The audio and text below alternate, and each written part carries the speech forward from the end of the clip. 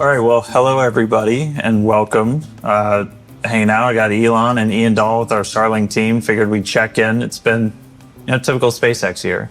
Launched a brand new vehicle, acquired XAI, now SpaceX AI, announced a Terra-sized chip building project, and so... Yeah, never a dull moment. Yeah, never a dull moment, typical year.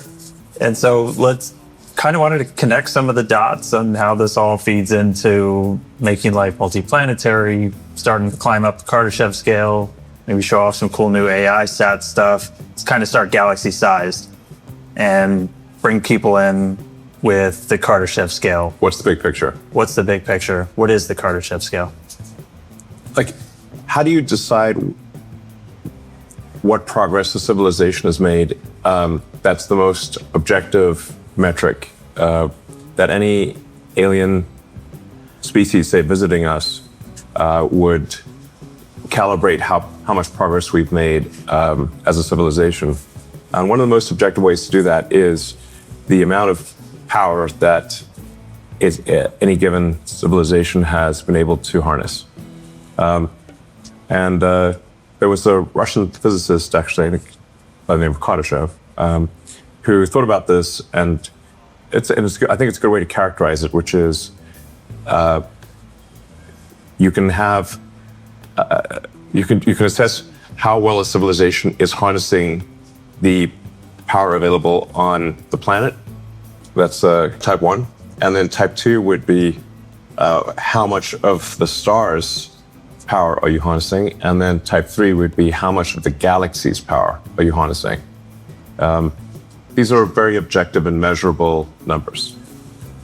So right now we're very low on the Kardashev 1 scale. Like if you say, like, what proportion of our planet's power are we harnessing?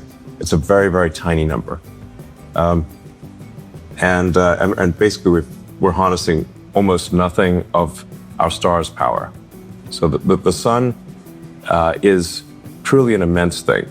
It is difficult with words to characterize just how immense the sun is, but this gives you sort of a sense of scale. Yeah, it's a big difficulty jump going from level 1 to level 2.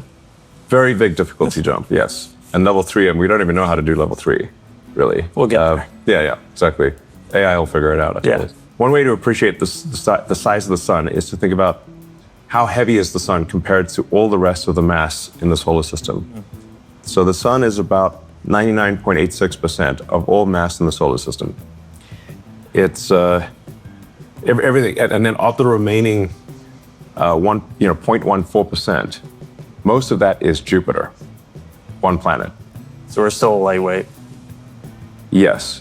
The entire mass of Earth is in the tiny miscellaneous category. We're like Earth is a tiny dust mote compared to the sun. But how much energy are we talking, like, coming from the sun, especially compared to what we're using here on Earth? Because it feels like... Yeah. The incident solar energy on the cross-section of the Earth is roughly a half billionth of the sun's power output. And the vast majority of that we cannot use because 70% of Earth is water. Yeah. Technically, our planet should be called water because it is 70% water, and I think an alien civilization visiting us would be like, why are they calling it Earth when it is mostly water? We're the Greenland's not green of the solar system. Yeah. A bunch of exactly, even we're 70% water.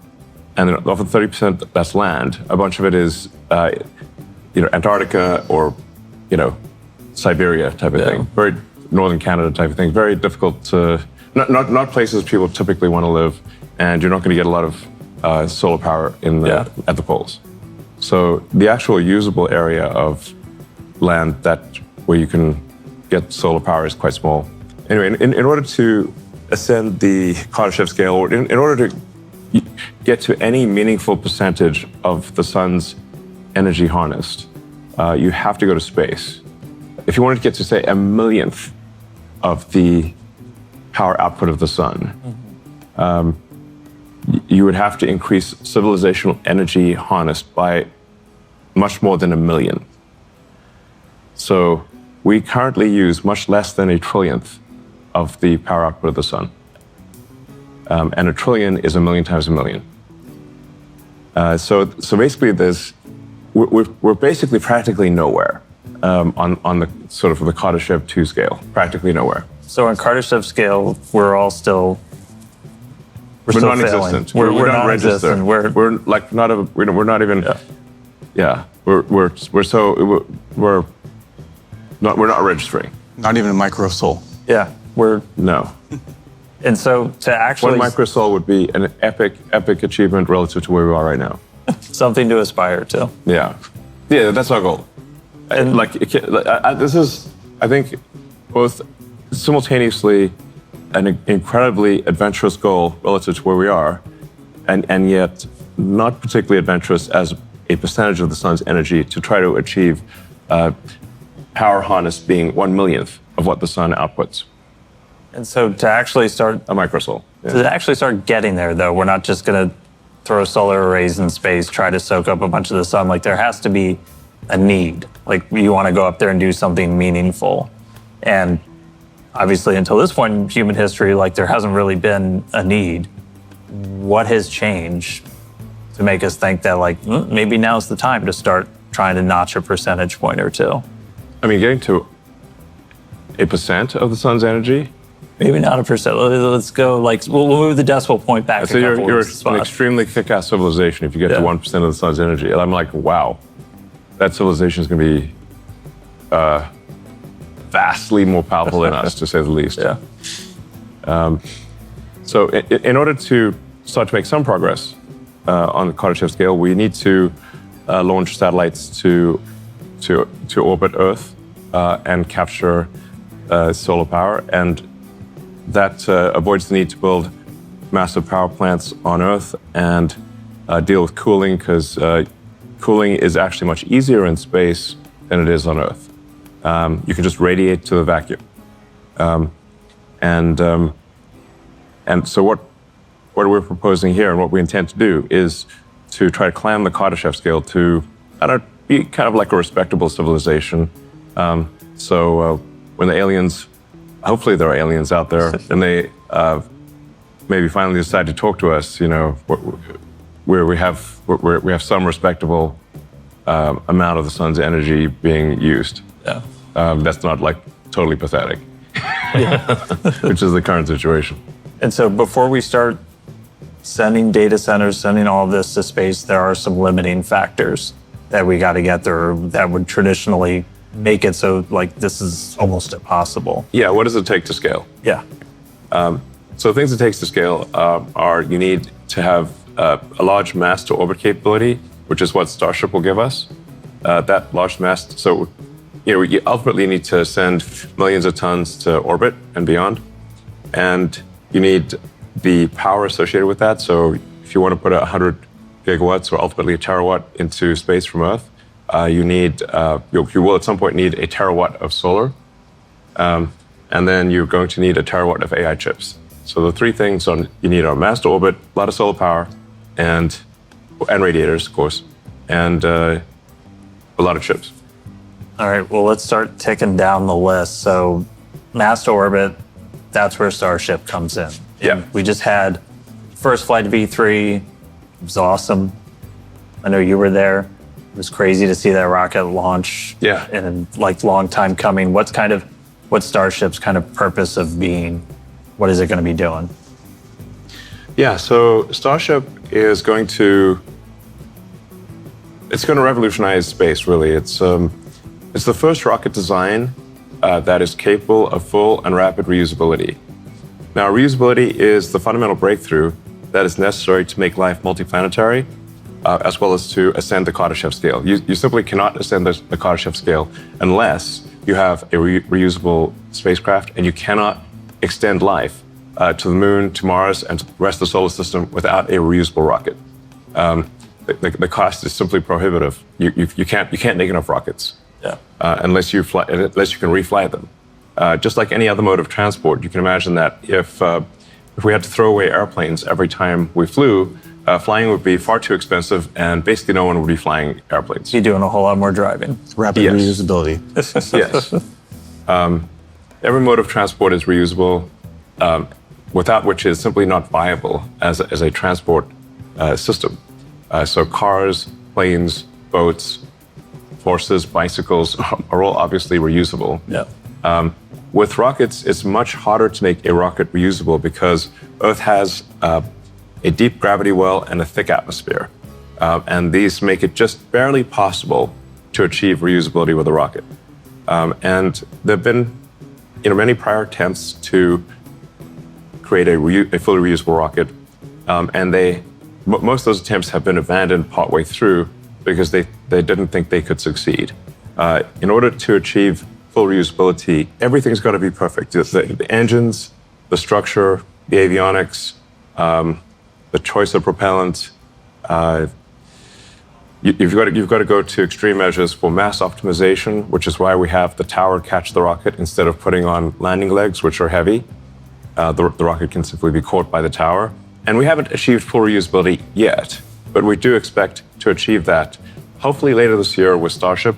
And then you've got to achieve full reusability. Then you've got to go a step beyond that, which is make it rapidly reusable, such that the rocket lands, it gets caught by the tower, gets put back on the launch stand, and can be flown again without any refurbishment or laborious inspection, like an aircraft. Yeah.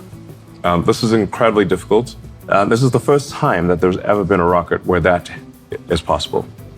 That's what makes Starship so profound. I mean, it also happens to be the largest flying object ever made, the heaviest flying object ever made, the most powerful moving object of any kind. Starship V3 is more than double the thrust of the Saturn V moon rocket. By version 4, we'll be pretty much 3 times the thrust of a Saturn V moon rocket. And we expect Starship to be flying more than once per hour down the road. One of the fun facts from Flight 12, that was actually the heaviest payload SpaceX has ever flown. And that's still just a fraction of what V3 can do. So, yes. I mean, once we're flying massive amounts really rapidly, I mean, we already fly the majority of payload to space with Falcon. Do people even really understand what mass to orbit becomes once Starship is flying? It's many orders of magnitude greater than what is the case today. So even with Falcon 9, Falcon Heavy, SpaceX delivers almost 90% of all Earth mass to orbit. I think we're somewhere between 85 and 90% right now. And then most of the remaining mass, I think, is launched by China. And then the rest of the world, including the rest of the US, is the remaining, 5 to 7%. Now, with Starship, we'll be aiming to go from somewhere around 2,500 tons a year to orbit to millions of tons per year to orbit. And to do so at a pretty short period of time. So we think probably we can get to 1 million tons to orbit per year in about 3 years, thereabouts. Starship is going to take care of the mass to orbit limiting factor. Yes. And then power generation. So first, and Ian, maybe you can help. People probably struggle to visualize a little bit when you say like data center in space. Like we're not going to slap engines on a building and fly it up there. Like these actually look like pretty different. And so kind of walk through how you take something that's in a giant building on the ground and turn it into something that's functional in space. Yeah, I think it's pretty interesting. A lot of people don't actually know what the inside of a data center even looks like, right? Yeah. And it's some like mythical place where the internet's in the cloud or something. Yeah, some people envision wires, some people envision boxes, but like effectively it comes down to a set number of chips and the things that we need to launch into space are actually quite small when we look at it. The more challenging part is figuring out how do you get the power for it, and that's where a lot of what we've worked on for existing like Starlink technology, the solar arrays, are what we want to utilize that expertise to be able to build a satellite that can actually launch the critical components of the data center into space itself.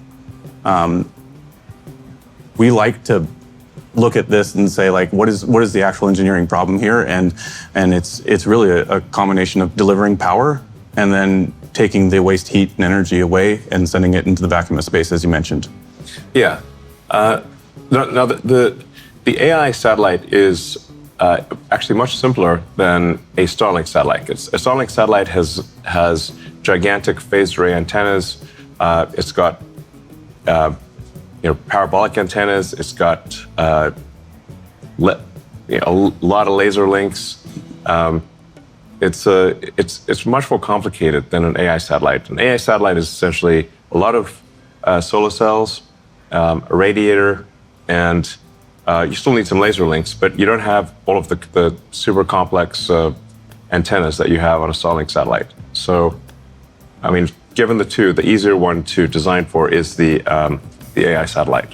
Yeah. It's just a little bit bigger. It's bigger. Just make stuff bigger, yeah. I was like, so we've got, this is our AI one, if you guys want to walk us through. Yeah, so the first thing that we're really looking at here is, like, first you've got to make something compelling, right? And we thought that the right place to start is around the 150 kilowatt like peak power level. But as we look at the workloads with our experience with XAI, we get to actually see that we can also support about 120 kilowatts of average compute. There's a difference. Yeah. What we're showing here is kind of a draft version of the version 1 of the SpaceX AI satellite, the AI-1, I guess you could call it.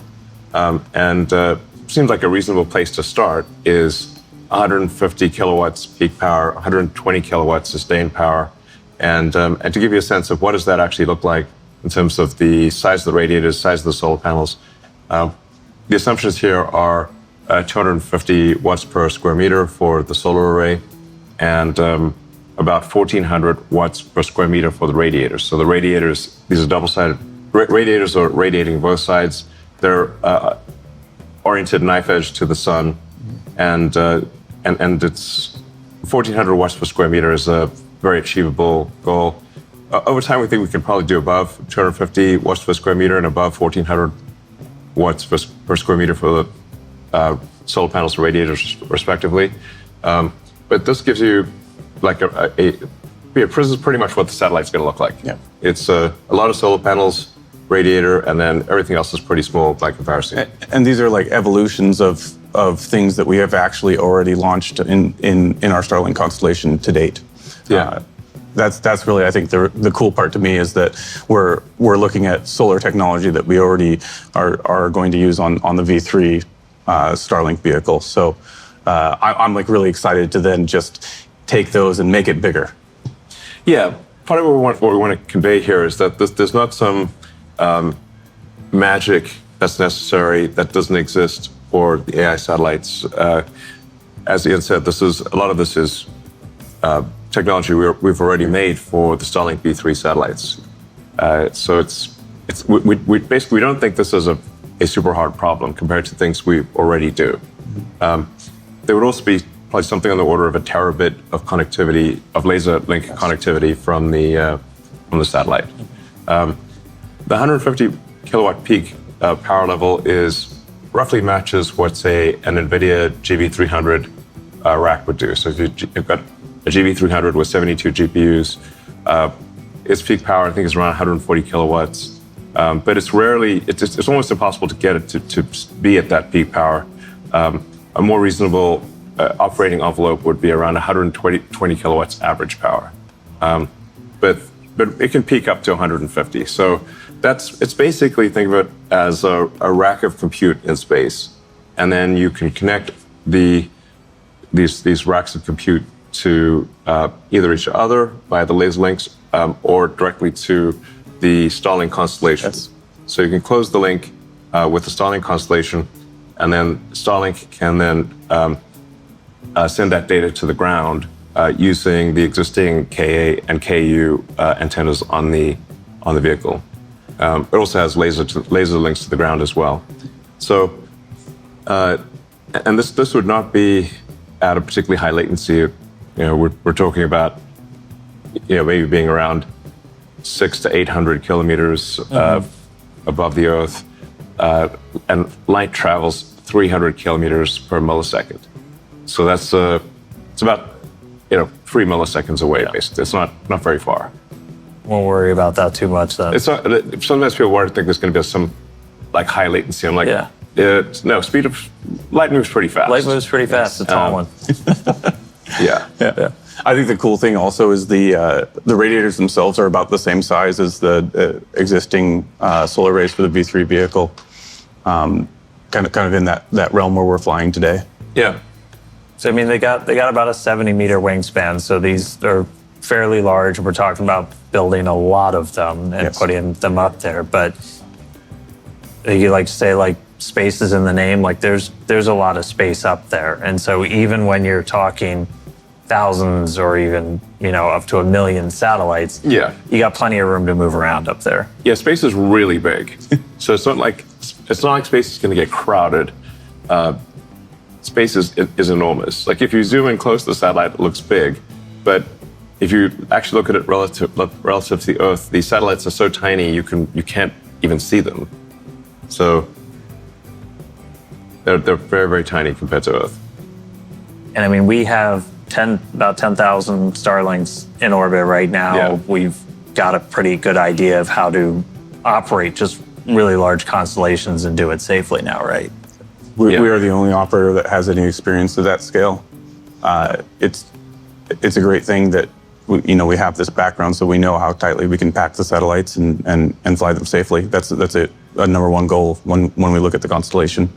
We're going to be building a lot of satellites, and we're going to be building them here in Bastrop, right? So we've got this, which so we're in that building kind of in the middle, which we're sitting in that building right now. This is my first time here. The building is massive. Like you come around the corner, you see it through the trees, and you're like, oh wow. But we're about to kind of put this building to shame, aren't we? Yes, we're going to. In fact, we already have the solar manufacturing facility. It's under construction already, and then we will be building out the AI SAP production building soon. So we expect to have the AI SAP production, the solar production, and all of that operating at some reasonable volume by the end of next year. So if anybody wants to work on AI satellites, this is kind of going to become the hub of that. We're also, so I mean, like right behind us, the machines are humming. We're still making all of our user terminals for Starlink here. Yeah. That's not going anywhere. In fact, we're turning on new production lines for new units, right? Yes. In fact, these are the new Starlink terminals, which we made in much higher volume than the current terminals. Ultimately, we think there's probably going to be a few 100 million Starlink terminals out there, and then the Starlink direct-to-cell constellation will connect directly to people's cell phones and enable high bandwidth communication directly from your phone to space. All right, we're 2 limiting factors down. We've got mass to orbit, we've got putting solar, and a few third one's chips. Yes. So at least in the beginning, we can obviously launch the chips that are already being made. Mm-hmm.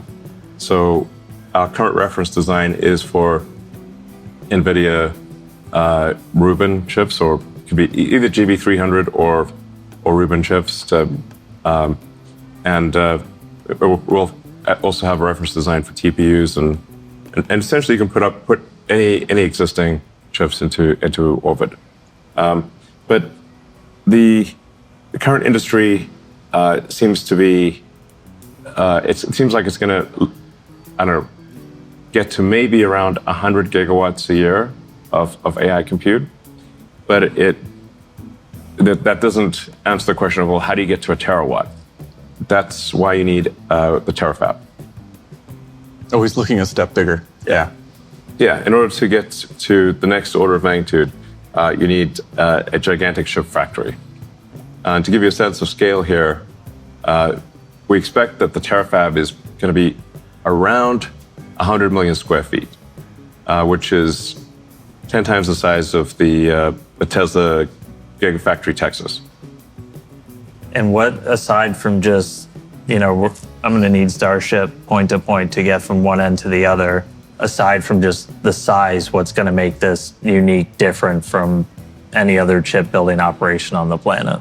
Well, I think over time, there's going to be a lot of technology evolution with the terafab, but fundamentally, it's about scale. So even if there were no fundamental technology breakthroughs, you could simply scale the existing chip-making technology with a lot of difficulty to a terawatt of chip output per year. That's, if you look at it just from the logic die standpoint, that's equivalent. That's like having 1 billion chips per year with a kilowatt per radical. So it's 1 billion full radical equivalent chips, each doing a kilowatt, and then you're going to need a lot of memory to go with that. A lot of people today even think orbital data centers were like a decade away. Yeah, I think we want to try to give people a sense of the time frame. At least the time frame we're aiming for. I mean, people should take this with a grain of salt to some degree, because this is just our best guess. So this is not a promise of what we'll do. This is what we are going to try to do and think we probably can do, which is to get to roughly an annualized rate of 1 gigawatt per year by the end of next year in terms of space AI compute, and then aspirationally scale that by an order of magnitude per year. So in 2.5 years, hitting an annualized rate of 10 gigawatts a year to space, in 3.5 years, maybe 100 gigawatts. And then depending upon what progress there is in chip making in the rest of the world and with the terafab, going beyond that to scale to a terawatt per year, which is 1,000 gigawatts, which is that's twice the current electricity consumption of the United States. Yep. I think there will be an appetite for that, but we'll see. It's a lot of satellites. I don't know what it's going to think about, but maybe do a lot of simulations or something. Yeah. So after we've, working through all the limiting factors, we've kind of topped out what we can do on Earth. What is the next step to, again, try and actually notch maybe some percentage points towards becoming Kardashev level 2? Why stop there? Yeah. Why think small? Because a terawatt actually is very small. I don't want you to think small. That's not think small. So there is, in order to get to another 3 orders of magnitude to 1,000x from a terawatt per year, the only way that we can really see that you can achieve that is on the moon with a mass driver, essentially where you do local production of photovoltaics and solar and radiators on the moon. Maybe you bring the chips from Earth, or you could conceivably make the chips on the moon. But you need most of the mass to be made on the moon, so you don't have to transport it to the moon from Earth. And then because the moon has no atmosphere and only 1/6 Earth's gravity, you can accelerate the AI satellites into deep space without a rocket. So you can basically shoot them into space using an electromagnetic gun, like a rail gun type. I mean, it's basically a linear electric motor is a way to think about it. I think we can show people.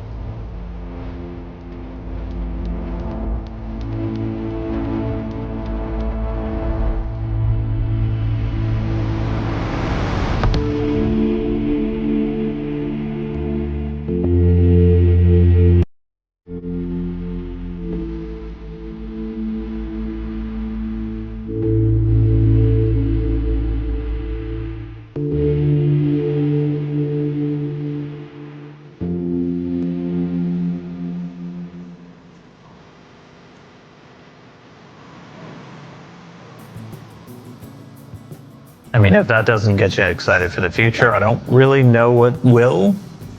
I'm fired up to see a mass driver on the moon. That would be very cool. Yeah. Sci-fi future. Yeah. Yeah. It would also mean that if we're bringing that amount of mass to the moon, it would mean that anyone who wants to go to the moon will be able to go to the moon. And I think that would be pretty cool. Yeah. I'm going to be jumping first in line to get up there. Yeah, I mean, everyone should go to the moon at least once, I think. Yeah. Just once. Yeah. You can move there if you want. You can go live on the moon. We'll see. Thanks, guys, for chatting with me for a little bit. All right. Excited to see a whole new kind of satellite, a whole bunch more Starship launches, more chips, more solar, more everything. It's a big future, but I'm excited to see everybody at this company go out and build. All right, sounds good. It's exciting. Great. Thanks, guys.